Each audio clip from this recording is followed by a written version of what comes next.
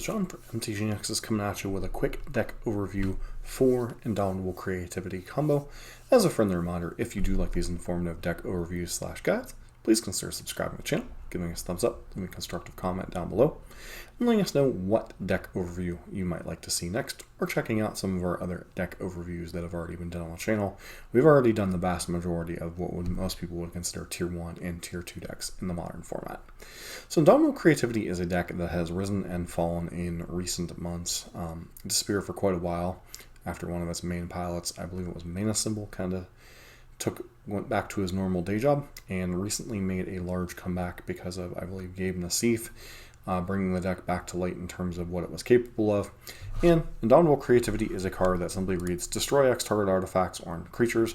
For each permanent destroyed this way, its controller reveals cards from the top of their library until an artifact or creature card is revealed, then puts them into the battlefield. Mainly, you create have non-creature ways of creating tokens and such, or artifacts such as treasures or clue tokens, and then you use those in order to flip your big creatures into play. The main payoff that a lot of the versions are running are Archon of Creativity, which is a preferred reanimation target in the reanimator decks, so it's very powerful in terms of what it's doing. Whenever it enters the battlefield, each opponent or target opponent sacrifices a creature or planeswalker, discards a card, and loses 3 life. You draw a card and gain 3 life. This basically ends up being a 3 or 4 for 1 in terms of what it's doing. Forces your opponent to sack a permanent if they happen to have one of those 2 types. It forces them to discard a card and they lose some life. You also gain a light buffer. So it's kind of like Lightning Helix, some type of draw discard at the same time, and Edict effect all in one body, besides being a 6/6 flyer. Quite powerful overall, especially if you get multiples of them into play. In order to facilitate getting those into play, you basically play a largely mountain mana base to be able to turn on Dwarven Mind to create 1/1 dwarf tokens to target, or you're using things like Prismari Command or Fable of the Mirror Breaker to put various different artifacts into play, or creature tokens like the Goblin, or the Reflection of Kijiki, or the treasure token out of Prismari Command. You also use a card like Hard Evidence to put a creature and a clue token into play to give you multiple targets. And then beyond that, you get to play the good stuff like Wrenn and 6. Some of these variants have played Teferi Time Raveler as well, so you basically get to play this kind of good stuff 4-color deck that isn't dependent on elementals as 4-color Omnath is, and you get to play kind of this overwhelming, go over the top game plan. Beyond that, you do have a little bit of a shaky mana base because obviously you're playing 4 colors. Most of your lands have to be mountains for Dwarven Mind to trigger.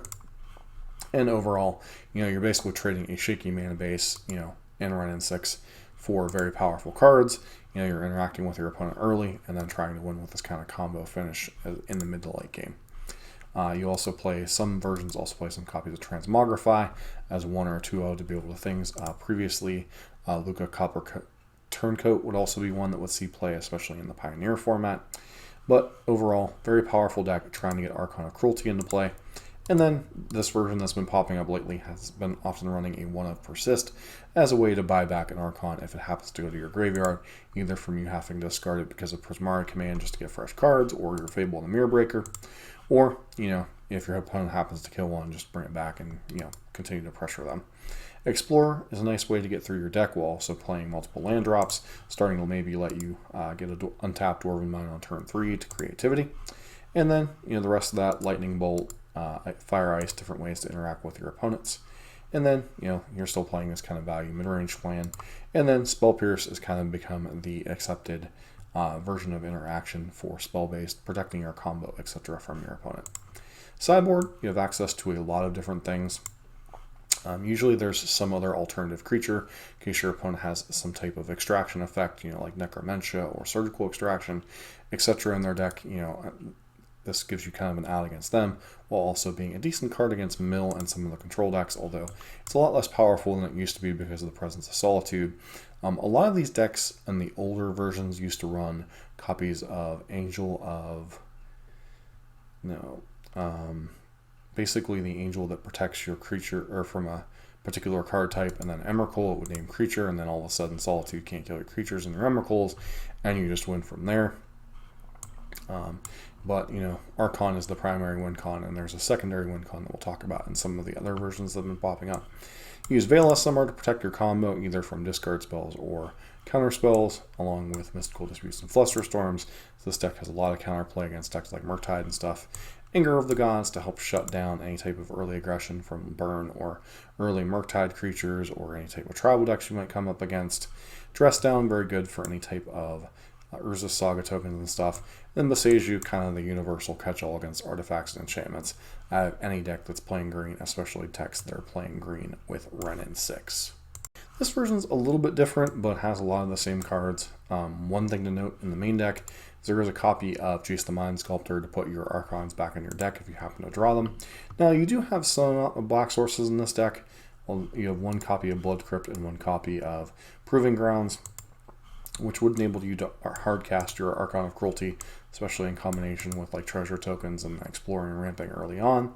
But overall, you're really looking to cheat these into play with your Transmogrify and Indomitable Creativity effects. As I said, Renin 6 is very much a key to these decks.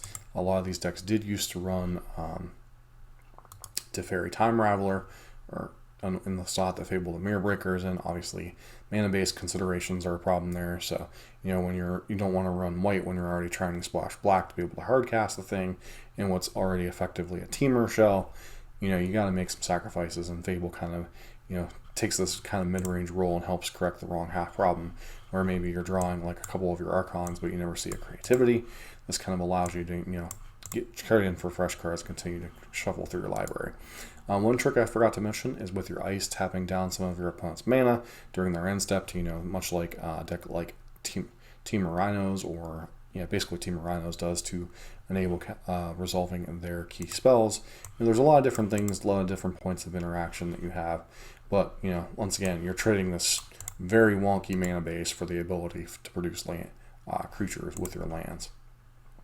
Sideboarding in this one's a little bit different. You know, Leyline the Void for anything like Living End and stuff, although, you know, I suppose discarding a couple of Archon of Cruelties go a long way, making Living End a good matchup, but Leyline the Void also helps in that regard. You know, Mystical Dispute, Flusterstorm, Veil of Summer. Obviously, this deck wants to resolve its spells against counter spells. You know, Dress Down we've already kind of talked about. Force of Vigor for any type of artifact or enchantment nonsense, especially Hammer Time. Boseiju, once again, doubling as additional mana sources while also being interactive spells of a sort, although you can definitely tell because you're primarily a mountain mana base, you don't want to be running a ton of Boseijus in the main deck. So basically these are effectively spells in the matchup that you happen to be bringing in. I have talked about the Archon variant, but we do have one other variant to talk about that we'll bring up here in a sec. The card that I could not think about in the previous thing was Serra's Emissary, which you can, whenever it enters the battlefield, you name a particular card type, and then you and your creatures have protection from that card type. It would often get paired with Emrakul as like a 3-creature package. You have like 2 Serra's Emissaries and Emrakul. This will allow you protected from Solitude. Kind of let you untap and win the game. Obviously, as Emrakul tends to be very powerful, but has gotten a lot bit worse in the face of Solitude being able to kill it. Whereas, obviously, normal removable spells cannot touch Emrakul. So, this is a little bit more akin to the older versions that I used to refer to. And that was before Fable the Mirror Breaker kind of taking over to be able to hardcast your Archons. You would have this like kind of 4-color good stuff shell based around creativity and, you know, your big fatty boom booms. Like I said, it used to be Serra's Emissary and Emrakul was kind of the creature du jour when you aren't running Archons. And then the other one that's kind of popped up is kind of this Primeval Titan shell.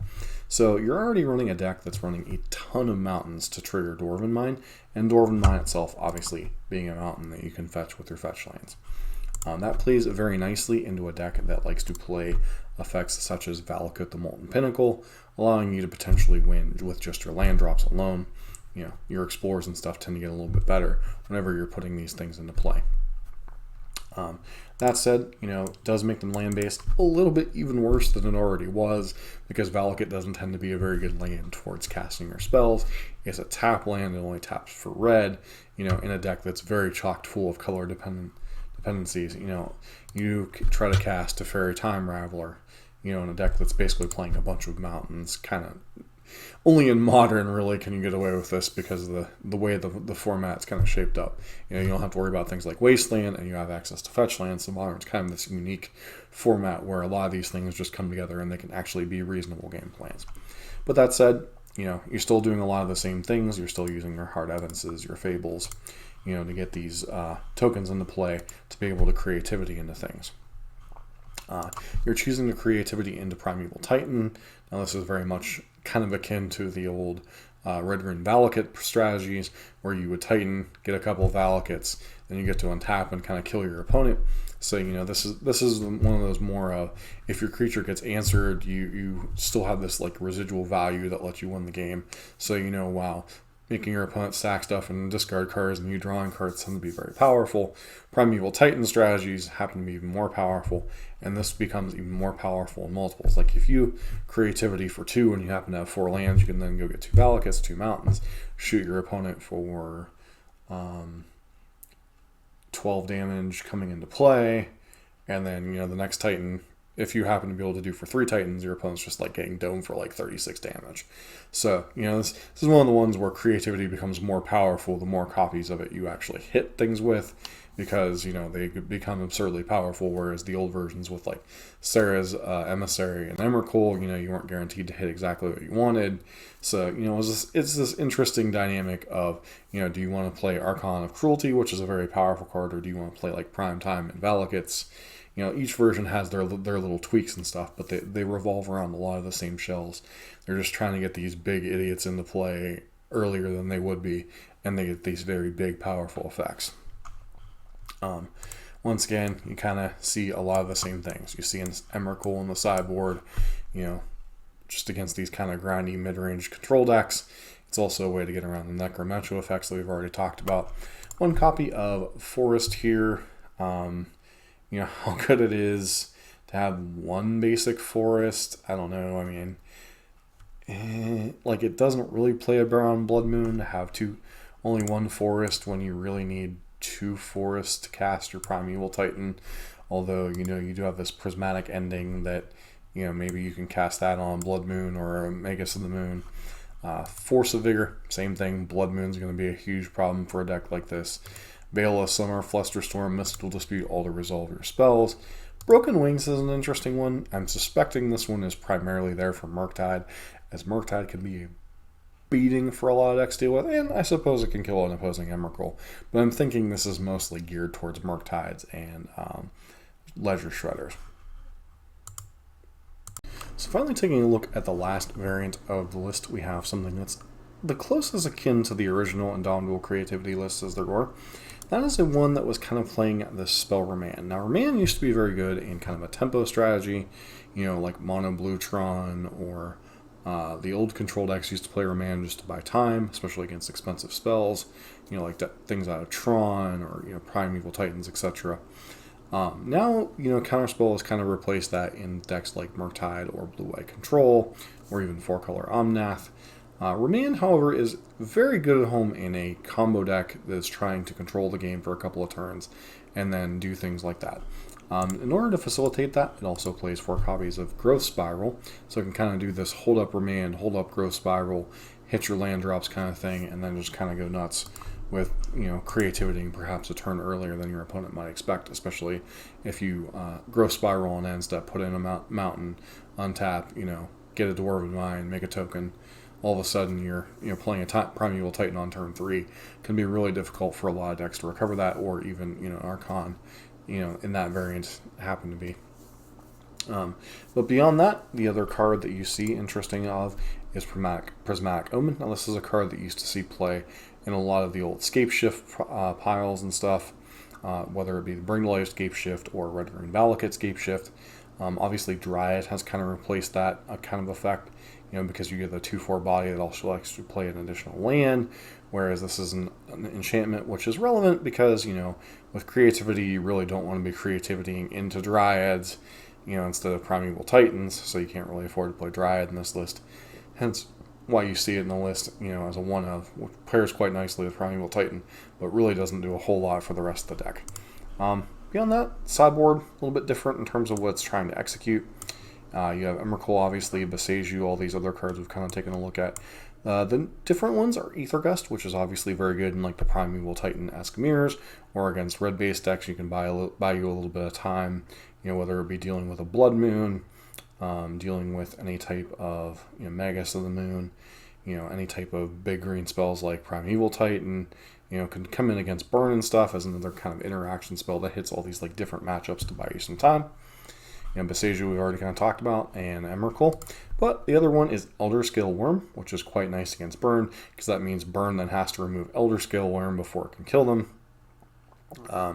This is an old piece of tech they used to see play against just decks with big dumb green idiots against burn. When Elder Scale Worm enters the battlefield, if your life total is less than 7, it becomes 7, and as long as 7 or more life, damage that would reduce your life total to less than 7 instead reduces it to 7 instead. Basically, your opponent can no longer damage to kill you. Combat damage becomes useless and all that. So this is a very interesting thing against a lot of different decks, and a lot of things are going to struggle to remove a 7/7 for 7. Burn requires like either a Path to Exile or like 3 burn spells. Murktide would require both a copy of whatchamacallit, would require 2 copies of removal spells to kill it. You have all these different things that just really puts a crimp in a lot of decks' game plans, so it's quite a nice little juke to have access to. As far as how to attack the deck, anything that can remove 0 mana permanents, you can bring in Engineered Explosives, any type of creature-based removal, for the creature tokens for Dwarven Mine, anything for artifact removal for any type of the, treasure tokens or clue tokens, that kind of stuff. They all serve purposes. They slow the deck down, but they don't always stop it. Oftentimes, they can set up a point where, say, you're playing against a deck like Murktide and they don't have a ton of artifact removal. You can set up a point where, instead of like trying to target crab tokens or dwarven tokens, all of a sudden you're targeting some clue tokens and some treasure tokens, and then they have problems interacting with it, etc. When you're playing a deck, you definitely want to try to target the artifacts rather than creatures, unless your opponent's like completely tapped out, and then you have no fear of your opponent interacting, or say they're a deck like Hammer Time that just doesn't generally run creature-based removal. That's kind of one of the tricks of the deck, is learning when you can go for it, when you can't, and sometimes you're just incentivized because of the speed of the game that you have to go for it. But I know some of the pilots have said that like Engineered Explosives they actually like to see, because the rest of their game plays quite nicely, and opponents bringing these very niche cards just to answer the combo. It's still a card that's decent to bring in, and if you have it, it's a clean answer to tokens. But they do have alternative plans. And, especially with these Primeval Titan lists, eventually they can get to 5 and 6 mana and just hard cast the Titan. Especially if they're making treasure tokens, especially with, things like Fable the Mirror Breaker or Prismatic Ending. All of a sudden you can just cast a Primeval Titan on turn 4, just by hitting your land drops or casting Growth Spirals or Explore effects. So, and that's the nice thing about some of these, like, especially Primetime over Archon, is Primetime is much more manageable to cast at 6 mana than 8 mana Archons. Especially since it's in one of your primary colors in green, that you're already playing for Wrenn and 6 anyway, whereas it's like your 4th color with the Archons, where you're trying to cast these,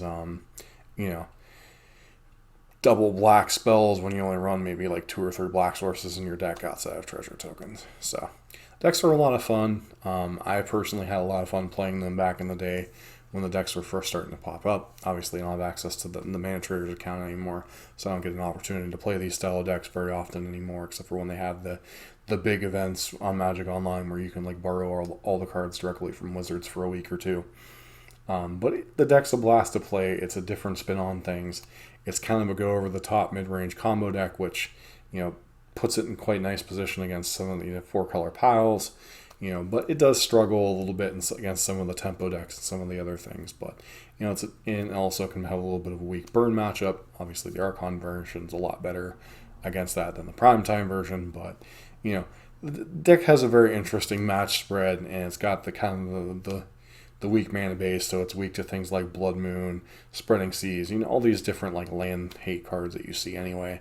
It's a deck that's a lot of fun. You have some counterplays to things. And, it's a different spin on things. There's some creativity decks in some other formats, but Modern is probably the format that's overall the best in, because it has the best threats, and just the way fetch lands and stuff work just make it a lot easier to work with the Dwarven Mines. So this is kind of my quick deck guides on the Indomitable Creativity piles. Obviously the Archon version is the one that sees more play, but there are also these Primeval Titan versions out there, and there were some older versions that were running Sarah's Emissary Emrakul kind of combo as a way to protect the Emrakul, just to kill them, and then hitting someone for 22 flying damage generally is enough to end the game. So as a friendly reminder, if you do like these type of guides, please consider subscribing to the channel, giving us a thumbs up, leaving a constructive comment down below, and let me know what deck guide you might like to see next.